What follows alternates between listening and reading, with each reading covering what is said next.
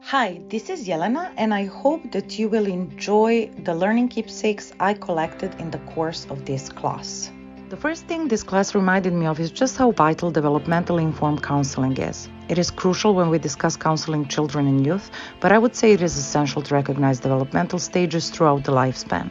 We have to take a good look at physical development, cognitive development, development of self, psychosocial development, and emotional development.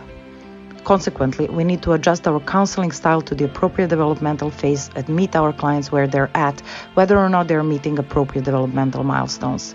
It is impossible to observe the child out of the family or caregiver context, so it is essential to familiarize ourselves well with it and how it impacts the child. My favorite part, especially since I tend to focus on risks and negatives naturally, is looking into protective factors, leaning into them, and utilizing them toward the child's treatment. And of course, we must observe our clients through the lens of their culture. I experienced the clash of cultures when my older child secretly took the toy gun to school shortly after we moved. The staff immediately started thinking about school shootings while he was unaware that school shootings existed because Serbia has never had one.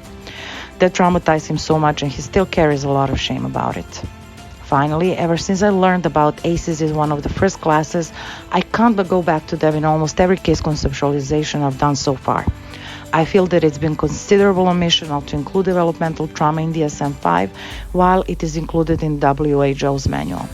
But I also think it was the omission of the original ACEs study not to include cultural aspects like historical and racial trauma that are important in treating, for example, Native American or Black clients.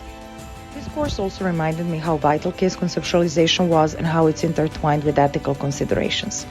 I'm grateful for the mnemonics that the textbook offered, and some of my favorites are directions for ethical considerations, and I can start for assessing every aspect of child's well-being and setting the goals of the therapy.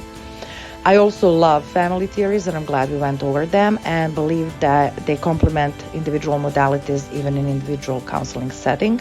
And I'm considering after this class taking additional classes and getting the MFT certificate.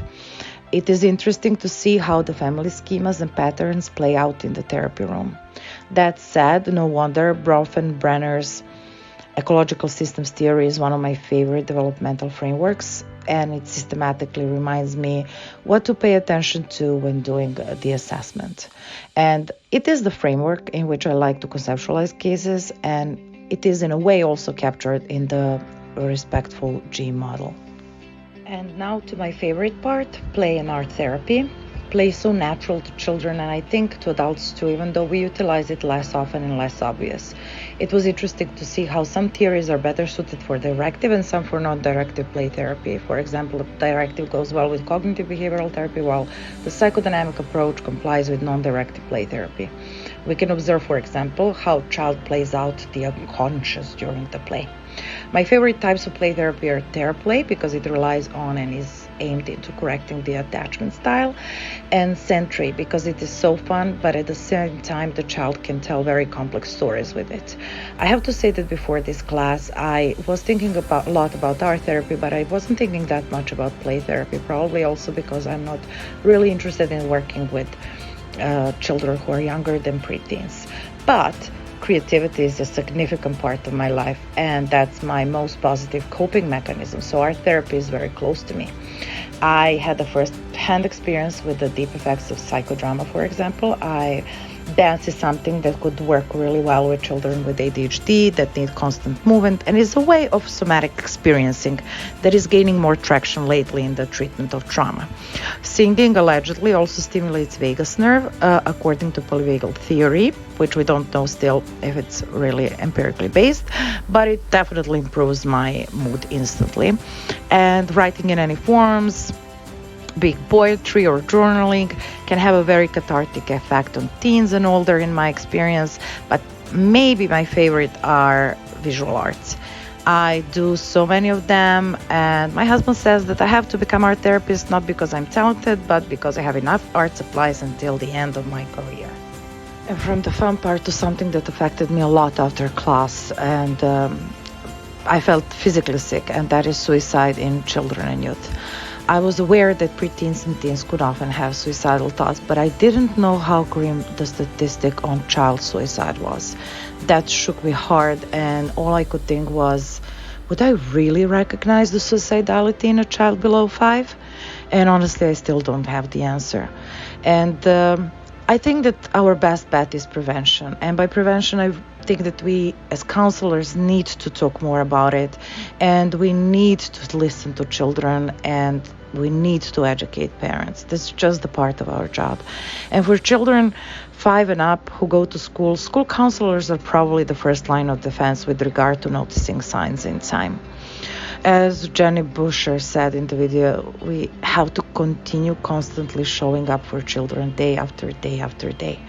I read once that one reliable adult in child's life can make the whole difference. And no matter how scary it is to me, I think I'm ready as a counselor to be that adult if needed. And just a few final reflections for the end. The previous subject made me think, is this world as it is today really made for people, and especially children? All the materialism that is taking parents' time away. And is there any hope that it will change anytime soon? I think that it is the part of why I'm pretty intimidated when it comes to counseling children. I know that as a parent and counselor, I have a huge responsibility, and I'm not taking it lightly, especially when it comes to working with children and youth. Teens are the population I want to work with. Ever since, as a teacher in high school, I realized how much impact they had on me and how much influence in return I had on them. I'm aware of how much more I have to educate myself, and that I'm just at the beginning. And after this class, I believe I'm not even aware what I might encounter in the room with a teen.